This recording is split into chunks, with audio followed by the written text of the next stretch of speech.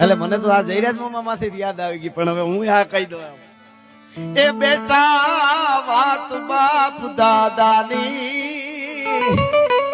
અને તું સાંભળવા બધો થાની કડી સાંભળજો કે વટથી રહેવું અને એ વટથી કેવું વટની વાતો રખાય તો સાંભળજો.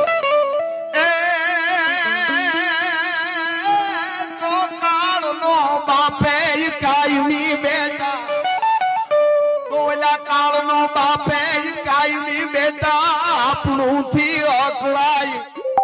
કાળનો બાપે કાયમી બેટા આપણોથી અકળાય તો કાળનો બાપે કાયમી બેટા આપણાથી અકળાય એ નથી કોઈ રૂપને નમતા સદા સોનબાઈ ને જમતા.